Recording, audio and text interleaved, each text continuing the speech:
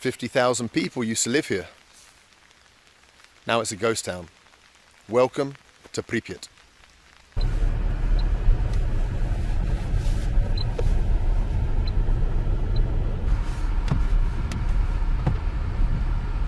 kind of thought I would knew how I'd feel when I came to the town of Pripyat, seeing it so many times on TV and TV series and stuff. But you're still, when you come here, you're kind of unprepared for just the weirdness, the creepiness of just these big abandoned buildings rotting away. You imagine the lives that went on there before.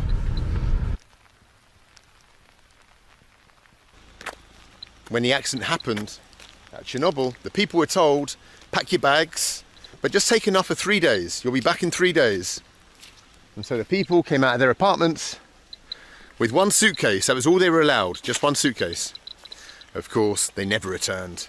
They left their belongings behind, never to come back. This is the old town square, the House of Culture. Over there's the old town restaurant.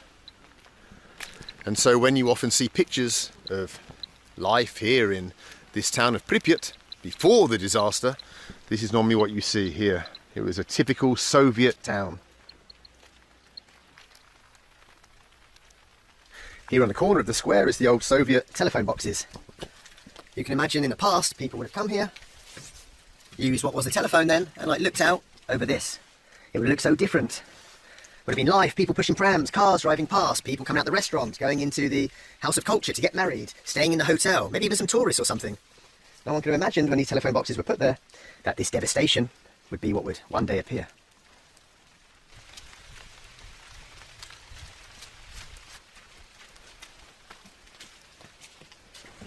So I've just stepped inside of what was a music shop. Here's the counter where the work women would have worked and served the people. And if we look behind here, you'll see what they were selling. The old pianos. Here, for people to have in their houses. Learning the piano was very popular in the Soviet Union. And here, in fact, on the piano, it says made in the USSR. Here we have another shop. Wow, there's a TV here. An old Soviet TV, I presume. Oh, wow, look. So this was obviously an electronic shop that sold TVs and all kinds of products. Look, still here. Really brings home to you just what life was like here, how normal it was here in Chernobyl and Pripyat before the accident took place.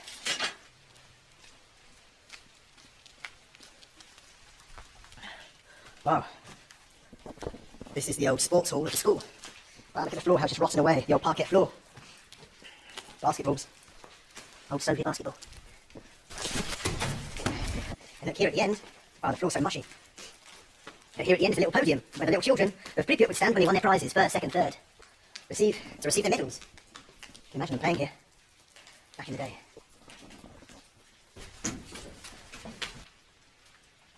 I just found a book in the library, which is basically an English language book, a textbook for what little Soviet kids would have learned back in the day. How to join the Komsomol, or an excursion to a factory.